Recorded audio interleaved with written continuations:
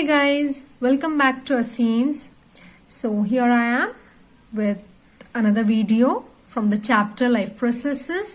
The last topic from the chapter Life Process, that is nothing but excretion. And if you are actually consulting your textbook, then it is on your page number 76 of your part 1 book. So talking about excretion, let us first try to understand what do you mean by the word or the terminology excretion. So excretion is nothing but removal of harmful metabolic waste from our body. So what are this metabolic waste now? Here our body undergoes, since the topic is life process, there are so much kind of processes going inside our body: respiration, circulation, digestion, so much of things are going on inside our body. And during all of these kind of activities, there are certain substances, specifically nitrogenous substances, which are released inside our body, which instead of proving helpful, they are harmful. And such harmful nitrogenous waste, we need to remove it out, we need to discard it, we need to get rid of it. So the entire process through which we are discarding this nitrogenous waste, for example urea, uric acid, etc., we call this entire process as excretion. So excretion in simple words is nothing but removal of nitrogenous waste from our body, irrespective of whatever type of organism it is. Now, as I said, each organism is different. Unicellular, see, normally we divide the animal form into two forms, that is unicellular and multicellular. So in case of a unicellular organism, we know that the entire organism is made up of one single cell. Hence, there is no chance of any specialized organs. So in such cases, like for example unicellular organisms case, like amoeba, euglena and all, so normally the excretion, the procedure of excretion which they undergo is just by simple diffusion. Whatever waste is produced inside their body, they'll just throw it out in the surrounding water. The moisture which will be around them, they'll just throw it out into that particular water content which is surrounding them. Whereas in case of multicellular organisms, the procedure is very much different. It is very much diversified.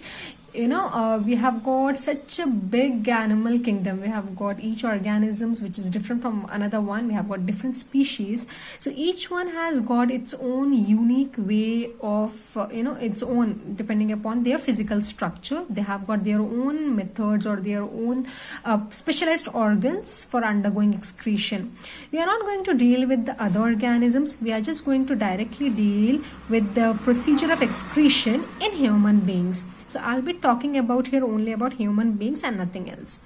So in multicellular organisms, example human beings like us, we have got a proper excretory system. Obviously we all have got proper excretory system, but our excretory system, it is made up of kidney, ureter, urinary bladder and urethra. Okay, so here is our excretory system, our simple excretory system which we have been studying since your lower classes. So our excretory system consists of a single pair of kidney, that is two kidneys. Okay, and then we have got this tiny tubule from both the sides, which is known as ureter. These ureters are connected to urinary bladder, a sac-like thing which actually stores your urine. And then lastly the urethra. So whatever waste or whatever your blood is being filtered, in case of excretion the procedure is as simple as filtration. Like you filter your tea, coffee, similarly your blood is being filtered, and whatever waste is produced through that, which we normally call as urine, that urine will pass through this ureter and it will be filled. The urine will be filled inside this urinary bladder, and once it is or when it is filled completely through urethra, you can discard it.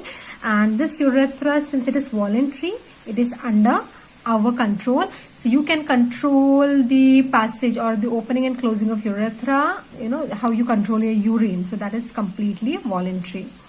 Other than that, as you can see here, this blue and red color veins, that is vena cava and aorta. If you remember, while explaining circulatory system, I have already told you aorta is nothing but the biggest artery, and vena cava is nothing but the biggest vein.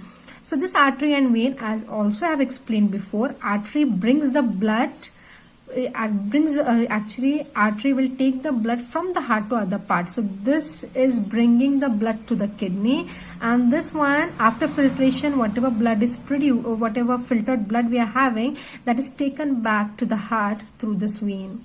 So this one is bringing the blood, the red one is bringing the blood for filtration, and the blue one is carrying the blood, the filtered blood, back toward the heart. So that's about your excretory system here.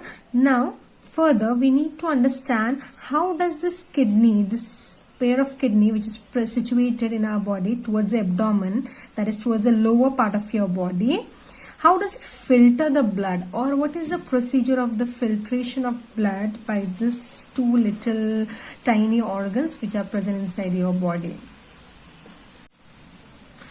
To understand the process of filtration by kidney, first we need to understand what is our kidney made up of.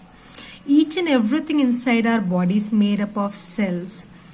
Even kidney is also made up of cell, but it is not just any ordinary cell, but a specialized cell called nephron. This is specialized in filtering our blood to extract out the waste material or the nitrogenous waste. So the basic filtration unit is nothing but nephron. Kidney is made up of a large number of around thousands and thousands of nephron together to give you the to actually help in filtering your blood inside your body. So our nephron, now how does it look like? So here you can see your nephron. This is a very tiny unit inside the kidney, and our kidney is made up of several such nephrons.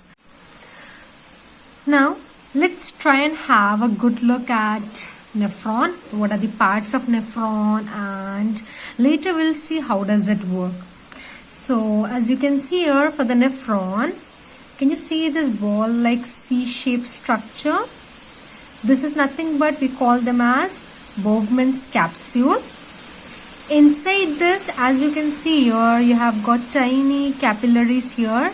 Here you can see branch of the renal artery, and the other one is coming out. So it's nothing but a bunch of capillaries inside here. Okay, so this bunch of capillaries, we call them as glomerulus. Next, you can see that this Bowman's capsule is extending below, as a coiled part. This coiled part, the starting one, we call it as proximal convoluted tubule, PCT. As it starts to run down, it will get narrower and narrower, and this narrow hairpin-like structure, leave this blue and red one, just see the yellow part. So this narrower hairpin-like structure, we call them as Henle's loop. This Henle's loop will again rise up, and again it will coil. So this part of the coiling, we call it as distal convoluted tubule. Proximal convoluted tubule, distal convoluted tubule. This is again connected to a duct or a larger tube over here. This is nothing but the collecting duct. As you can see, you have got openings on different parts over here. All these openings are connected to again different nephrons there, and each one, whatever filtrate it is producing, it is all collected in this particular tubule.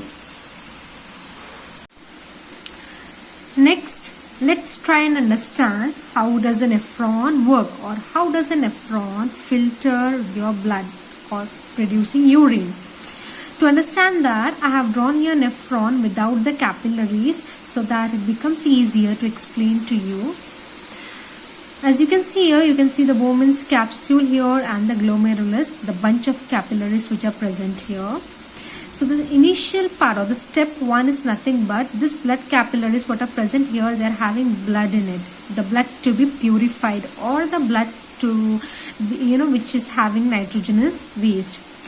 So now this Bowman's capsule, what it will do is it's going to squeeze this capillaries, squeezing like your lemon and all. So it is going to squeeze it so that whatever liquid portion it is having, it actually oozes out and it enters inside this tube part, this PCT, proximal convoluted tubule. Once the filtrate, the liquid portion which is coming from this, we call it as filtrate.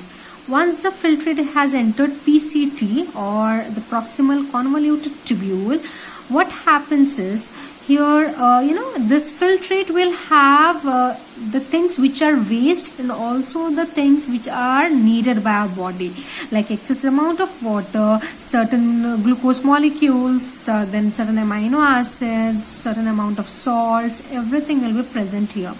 So when it has entered this PCT, whatever part is needed or whatever molecules are required by the body, it will be absorbed back.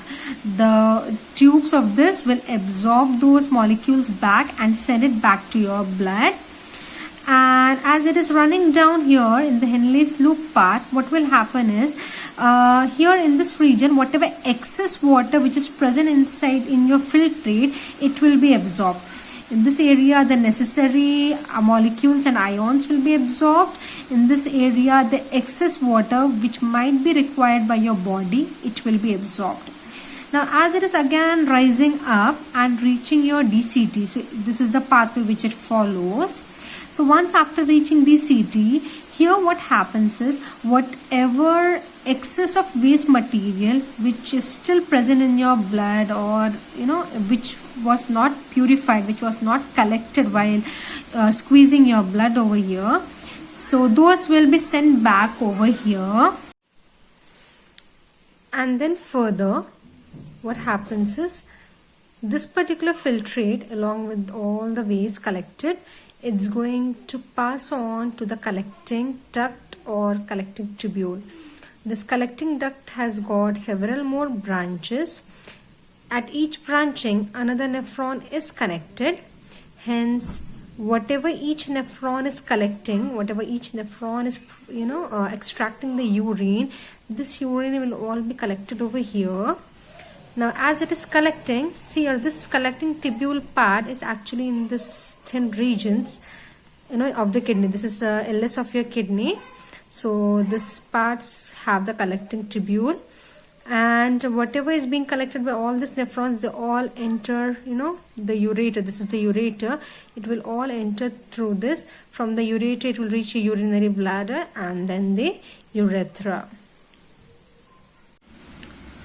Next, let's talk about artificial kidney, which is nothing but hemodialysis or just dialysis. So what is this procedure and how is it carried out? So hemodialysis or dialysis is something which is carried out on patients suffering from kidney failure or improper functioning of kidney or any other kidney disease which is actually not allowing the blood to be purified to the correct extent. So in such patients, what they do is they actually use this dialysis machine to purify their blood. The procedure is as follows. Two tubes are connected to your wrist area or your hand, on the fist, your arm side. So one is connected to your artery and the other one is connected to your vein. The one which is connected to your artery, it will extract the blood from your body, and those blood will be going to the purification unit or the dialysis unit. This particular box or this particular unit, what it is going to do is it's going to do the job of your kidney. Since your kidney is not functioning or the patient's kidney is not functioning to the proper extent, the blood is purified by this machine. The nitrogenous waste are separated, and then after purification the blood is sent back to your body through the other pipe or the other tube to your vein. So this is the procedure which is normally used for a certain time. This will be done so that your blood is purified and there is no nitrogenous waste accumulating inside the patient's body. This is a simple procedure which is being carried out nowadays very oftenly. Once upon a time it was very rare, but in the recent days it's very common. So that's about excretion. Hope you have understood the chapter well. In case if any doubt or any other part which I have left out or didn't explain to you, you can just leave a comment in the in the box below, and I'll get back to you as soon as possible. Thank you for watching.